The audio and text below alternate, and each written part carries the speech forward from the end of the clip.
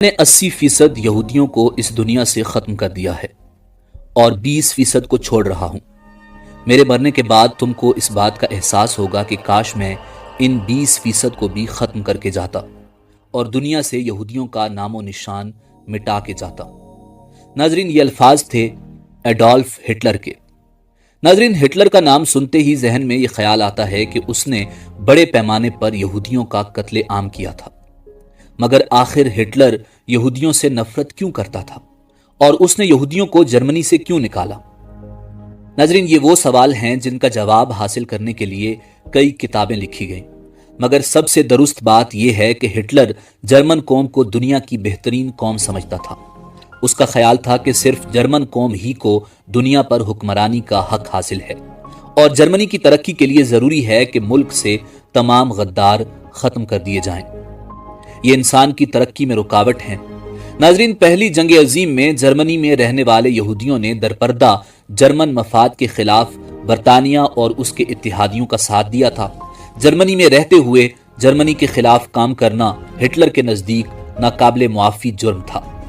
وہ ان کی پرانی تاریخ سے بھی واقف تھا کہ کیسے انہوں نے اللہ کے پیغمبروں سے بدعہدی کی، اور ایک عیسائی ہونے کے ناطے وہ اس سے بھی واقف تھا کہ یہ یہودی علماء ہی تھے جنہوں نے حضرت عیسیٰ علیہ السلام کو پھانسی دلوانے میں کلیدی کردار ادا کیا تھا۔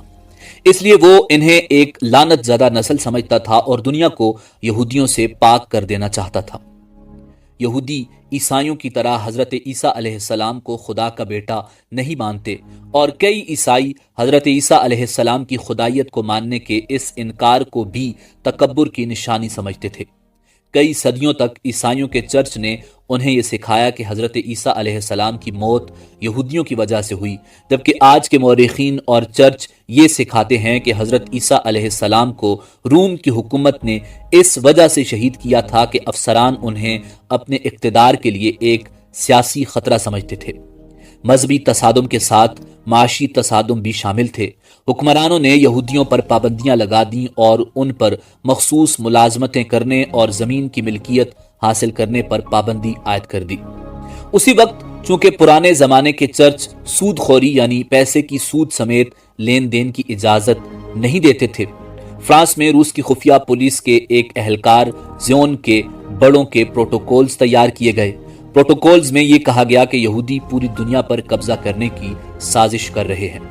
ان دستاویزات میں عالمی یہودی لیڈروں کی ایک میٹنگ کے کامنٹس شامل کیے گئے، جن میں انہوں نے پوری دنیا پر قابض ہونے کے منصوبوں کو حتمی شکل دی، اور ان میں یہ واضح تھا کہ یہودی خفیہ تنظیموں اور ایجنسیوں کے ذریعے سیاسی جماعتوں، معیشت، اخبارات اور عوامی رائے کو کنٹرول کرنا اور اپنے مقاصد کے لیے استعمال کرنا چاہتے تھے۔ پروٹوکولز کو دنیا کے مختلف ممالک میں شائع کیا گیا، جن میں ریاستہائے متحدہ امریکہ بھی شامل تھا۔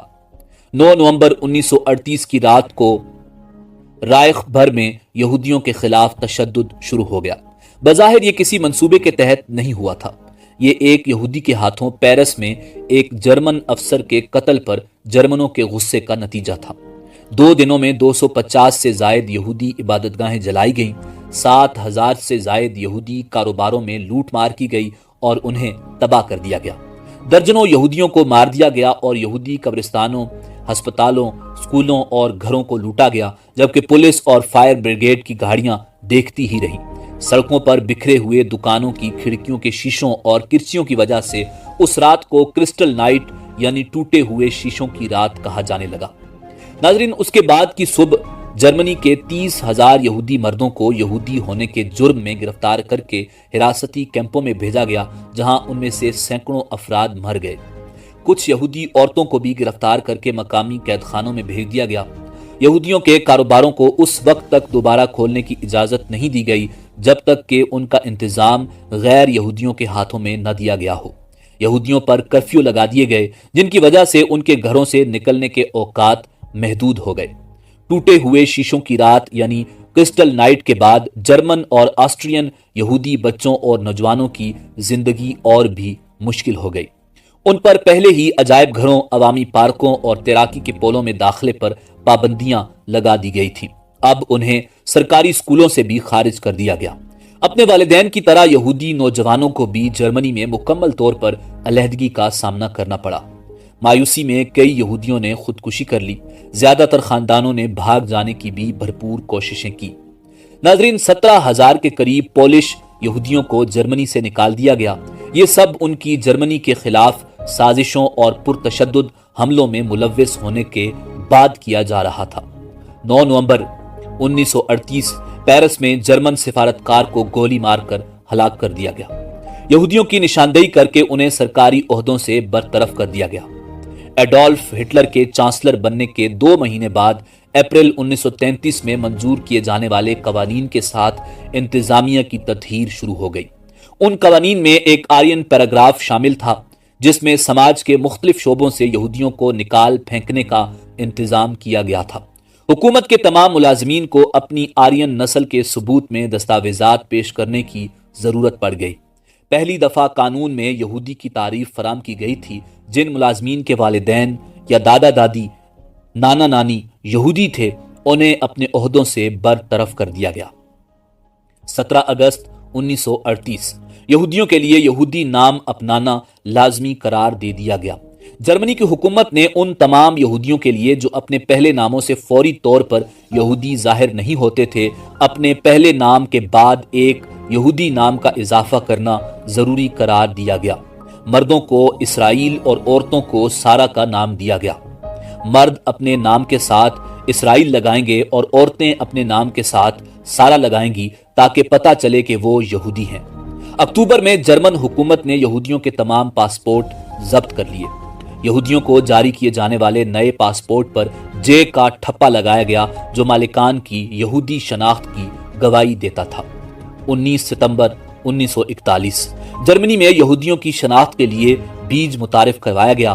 6 سال کی عمر سے زائد یہودیوں کو تمام اوقات اپنے کپڑوں پر ایک پیلے رنگ کا 6 نقطوں والا ستارہ پہننا ضروری ٹھہرایا گیا، جس پر کالے حرفوں میں جوڈ لکھا گیا تھا جو جرمن زبان میں یہودی کہلاتا تھا۔ اب جرمنی میں یہودیوں کو دیکھ کر ہی پہچانا جا سکتا تھا۔ اکتوبر میں یہودیوں کی جرمنی سے باقاعدہ جلاوطنی شروع ہو گئی۔ مارچ 1942 میں یہودیوں کے لیے اپنی رہائش گاہوں پر بھی ستارے کی علامت کی نمائش کرنا ضروری ہو گیا۔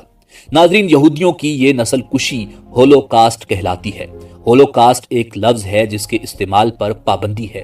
دنیا کے 13 ممالک ایسے ہیں جن میں اگر یہ لفظ بولتے یا استعمال کرتے ہیں یا کسی تحریر میں لکھتے ہیں تو 3 سے 10 سال کی سزا آپ کو ہو سکتی ہے۔ اگر آپ سوشل میڈیا پر اس لفظ کا استعمال کرتے ہیں تو آپ کا اکاؤنٹ بلاک کر دیا جائے گا۔ یہودیوں نے اس لفظ کا بڑا ناجائز فائدہ اٹھایا، مظلوم بنے اور اس نسل کشی کا اتنا چرچا کیا کہ ساری دنیا، یہاں تک کہ جرمن بھی یہودیوں سے مل کر آج تک آنسو بہاتے ہیں۔ نسل کشی جس قوم کی بھی ہو، وہاں گانا سنتے سنتے تو کسی کی موت نہیں آ جاتی۔ انسانی حقوق کی سنگین خلاف ورزیاں ہوتی ہیں۔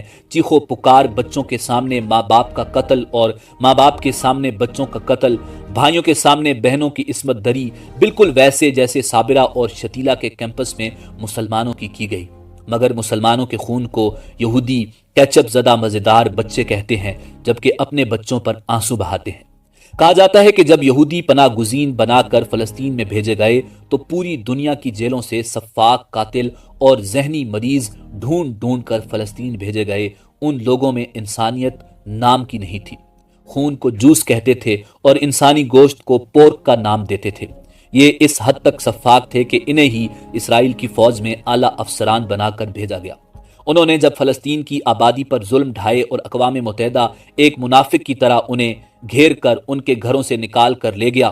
ان مسلمانوں کے گھروں پر یہودیوں کے قبضے ہو گئے۔ جب مہاجرین کیمپس میں کسی اسلامی تہوار کے موقع پر خوب تیز آواز میں خوشیاں منانے کی آڑ میں گانے چلائے گئے، ایک فلسطینی جو کہ فلسطین کے سفارتکار بھی رہے اور آج کل جامعہ ازہر میں پروفیسر ہیں، انہوں نے بتایا کہ ان گانوں کی آڑ میں مسلمانوں کی چیخیں کسی کو سنائی نہ دی۔ یہودی مسلمانوں کے خیموں میں گھستے، قصائیوں کی طرح مسلمانوں کو ذبح کرتے، تھک جاتے، پھر شراب پینے جاتے، شراب پیتے اپنے اوپر انڈھیلتے، کہکہے لگاتے اور پھر ناچتے ہوئے مسلمانوں میں گھس جاتے۔ یہودیوں نے اس قتل عام کو ایک تہوار کی طرح منایا۔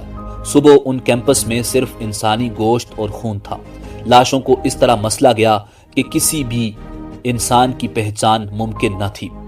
تمام جسمانی اعضاء کو اجتماعی قبر میں دفن کر دیا گیا۔ مرنے والوں کے گھروں، باغات اور کھیتوں پر اسرائیلیوں کا قبضہ ہو گیا۔ ناظرین، یہ سلسلہ آج تک جاری ہے۔ یہودیوں کا ایک گروہ ایسا ہے جو آج بھی قدیم توریت کو مانتا ہے اور یہودیوں کے لیے الگ وطن کے قیام کو اللہ کی نافرمانی مانتا ہے۔ ان کے مطابق دنیا ختم ہو جائے گی اور دنیا پر اللہ کا عذاب آ جائے گا اگر یہودیوں نے اس کی نافرمانی کر کے الگ وطن بنا لیا۔ یہ آپ کو اکثر دیوار گریا پر ماتھا رگڑتے روتے ہوئے ملیں گے، مگر یہ لوگ آٹے میں نمک کے برابر ہیں۔ زیادہ تر جنونی جو زائنسٹ کہلاتے ہیں دنیا کے سامنے مظلوم بن کر ہمدردیاں سمیٹنے والے لوگ ہیں، درندے سے زیادہ سفاک ہیں۔ یہ اپنا مقصد کبھی نہیں بھولے تھے۔ آج ایڈولف ہٹلر کو وقت نے صحیح ثابت کر دیا ہے۔ یہودیوں کی جس عالمی سازش کو نازیوں اور روسیوں نے بے نقاب کیا تھا اور جسے روکنے کی کوشش کی تھی، یہودیوں نے پیر جماتے ہی اس پر کامیابی سے کام کرنا شروع کر دیا۔ فرق صرف اتنا ہے کہ اس بار عیسائی دنیا ان کے ساتھ ہے، کیونکہ وہ یہودیوں کو نہ صرف مظلوم سمجھتے ہیں بلکہ ان کے خلاف بات کرنے کو بہت بڑا گناہ بھی سمجھتے ہیں۔ ناظرین، اسی امید کے ساتھ اجازت دیجیے کہ آپ کو ہماری ویڈیو پسند آئی ہوگی۔ ملتے ہیں اگلی ویڈیو میں۔ اللہ رب العزت آپ کا حامی و ناصر ہو۔